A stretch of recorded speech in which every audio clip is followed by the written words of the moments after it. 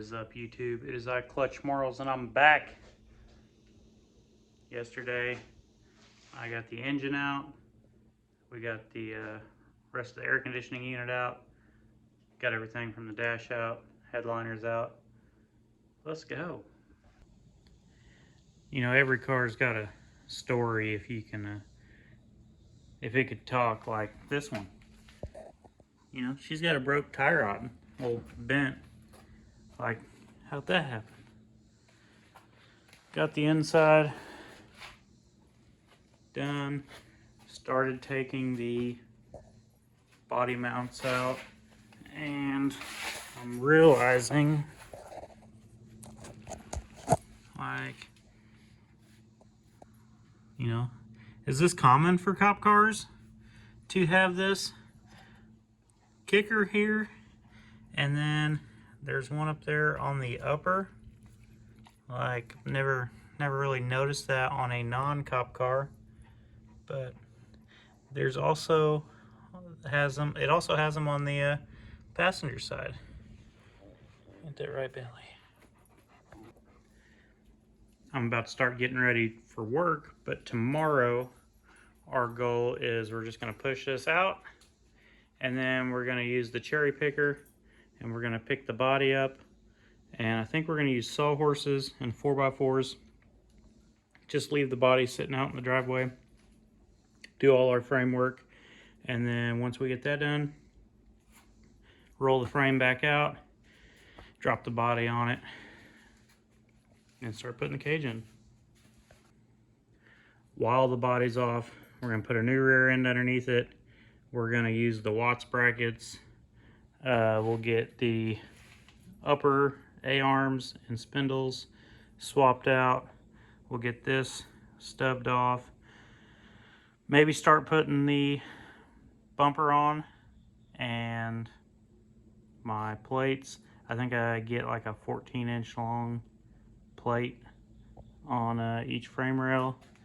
We get, I think, taco plates after we tilt it, and then we do a plate there to mount the motor. All right, took me longer than I expected, but we got the body off the frame, and it's rusty, but you know, it is what it is. We ain't got time to go back. It has some surface rust, but at the same time, there's not huge ass holes in the boxes. So we're gonna, but oddly enough, the front is black. It's like they parked the front underneath a shed and not the back. But we're gonna make the best of it that we can. Ended up using the A-frame to pick the body off. We tried using the sawhorses, and one of my sawhorses had a high speed, well, low speed come apart. But here we go. We're gonna start jacking this up, get the tires up off the ground, get the tires off of it, and then start getting the rear end out from underneath it. Tomorrow I'm driving to Kentucky to see about picking up my car for Buried Alive 4, I think it is, in Pennsylvania. Now, everything you see here is 100% the way that I bought the car. You can see there is one lug nut holding that tire on, and it's got a bent tie rod. So the tire's kicked, bent tie rod back here, one lug nut, no other studs. The tire is laid over, so this tire is laid this way, that tire is laid that way. This thing was a bitch to push in and out of here. Like, it wants to track sideways. So luckily with the body off, you can grab the back end and pick it up and scoot it over. But it was just a horrible deal to move around. Here we are, pretty much ground zero. We got the rear end taken off, got the front suspension out. We're gonna change out that gearbox, the drag link, take that transmission bar out, and then we're ready to start welding. Do some hump plates, some bumper shocks. We're allowed bumper shocks from like here to here, pretty much. So, gonna be lots of welding. What is up, YouTube? It is I, Clutch Marles. I'm back. I am drenched. This is the second time today this car has got me completely sweaty and just covered. And here we go. This is mid-80s Chevy Caprice. Came with 4 flat tires. I'm in the process of putting new tires on so that I can roll it off the trailer. Showed up. The guy was going to give me a 80s Pontiac Paracine. That was my first GM. I said, all right, let's do this. Started winching it on the trailer. Had to get underneath it, move one of my ramps. And when I was underneath it, I realized like the floorboard's rotted, and I kept looking, and there's like 2 foot of the frame rail that was rotted. And I was like, hey man, we need to go with a different option. But here it is. Them tires look fucking mint. So steel bumpers, front and back. I think it's got a 305. Rumor has it it's supposed to run, but today we don't have a key for it. So the windows are electronic. So we're out in a field trying to punch the ignition so that we can get the steering wheel unlocked and get the shifter unlocked. And all we had was a sawzall, a hammer, and a screwdriver. And took us about 45 minutes, but we eventually got it unlocked and made it home. But I asked Karina what color we should paint this, and she said we haven't done an orange car in a while, so we're gonna make this one orange. The main issue we will run into is with the GMs, the asses tend to go down. So you have to like get that ass going perfect. If not, it's gonna be horrible. And I'm the reverse king, so I'm gonna use that ass a lot. So we have to make that ass start rolling up. If it rolls up, it's a tank. If it doesn't, we're fucked. But the fronts are pretty stout too. Kind of a slow morning today. Ended up getting all the brake and gas lines off. And now how I do it is I just take a cutting wheel or a sawzall and just cut them and leave the brackets. Started off using the cutting wheel, but then some of the lines still had fuel. Once that hit the ground, I stopped using it because, you know, one spark and you can have a fire. Then I took the 98 to 02 gearbox, drag link out. So today I managed to finish getting the frame cleaned off. We got the box Chevy unloaded. Now I have to go get fitted for a suit for my cousin's wedding, so that's gonna cut in to a little bit. So yeah, here she is. We're about ready for hump plates, and then putting the rear end in, bumper straps. Let's go. I haven't managed to get any further on this. I got 2 doors in the trunk stripped, but yesterday I had to take my daughter to a doctor's appointment. We had a podcast, and then they took the truck and made me drive this. So yeah, I don't like it. So if you want to follow along with me and Bentley and Tesla, hit like, hit subscribe, tell your friends. I'm about to place an order of steel, and we'll start throwing hump plates on, patch plates, all the good stuff. Here we go. What is up, YouTube? It is I, Clutch Marles, and I'm back. We got this 80s Caprice Classic. We've been stripping it. You guys might have remembered last weekend there was a video floating around the internet. I was using a Sawzall trying to pop the ignition on this car so we get the steering wheel to unlock and that we could get the gear shifter to go to neutral. So got all the windows out, started working on the headlight assembly today, and let me show you what I found. Right behind the driver's headlight, there was a fucking magnetic key holder, a hide key, as they call them, and sure enough, it's got both keys to the ignition and the trunk. After I beat the trunk lock out, we beat the steering lock out. Haven't seen one of these in forever. These used to be really popular. So you put your keys to your car in there, and then you stick them on the frame or underneath a fender somewhere where you won't lose it. If you ever lose your key, reach up underneath there, pop that off, you can get in your car.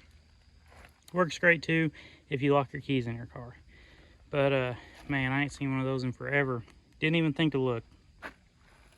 But got the windshield out, got all the doors stripped, got the back glass out surprisingly in one piece, didn't break it. Started working on the headlight assembly. I'm gonna go start getting ready for work. It's Friday. I'm off this weekend, so we might get the hood off. Try to hot wire the engine, see if we can't get it to run, putting some gas down in it. We got the dash almost ready to come out. I got the go-ahead to be able to weld a hex head on here so I can run a detachable steering wheel. I don't know how well you guys can see, but this steering wheel is like melting, and when you touch it, you stick to it, and I don't want a derby with that. It's so fucking gross.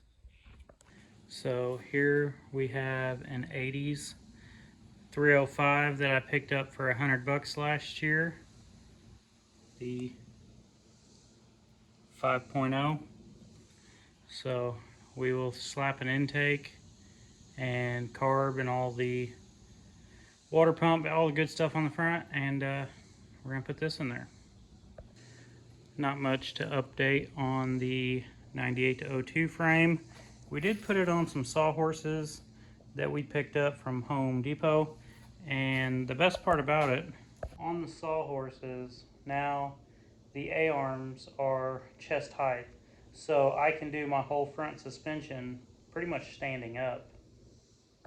But trying to build both cars at the same time, I'm going to start working on getting the rear end out of last year's Blizzard Bash car and at least get it put underneath this new frame. And once we get the rear end and the front suspension on, then we can work at tilting it. And yeah, then we're doing something. Okay, so at Blizzard Bash and some shows you're allowed to run all thread shocks. Here's mine. It goes from the rear end up through your package tray, and then you tighten it down. Now when I tighten mine down, I would usually have the trunk open, and I have an 1.5 inch closed in wrench that we drop down over the all thread, and we just spin it until it's tight all the way. Well, I can't get the wrench in there, so I built this. It's 1.5 inches, and it goes over all thread. They sell these for like $100. You know, I bought this socket was probably 20 to 30 bucks. I cut it in half, and then this was part of my cheater bar. I just cut it and been using that. It has been a day. Fucking exhausted. So I woke up this morning. We finished taking the dash out of the Caprice, gutted most of the unimportant stuff off the engine, tried to start the engine, it wouldn't start, put a breaker bar on the crank and motors locked up. Started raining, so I came inside and I got the rear end off last year's Blizzard Bash car.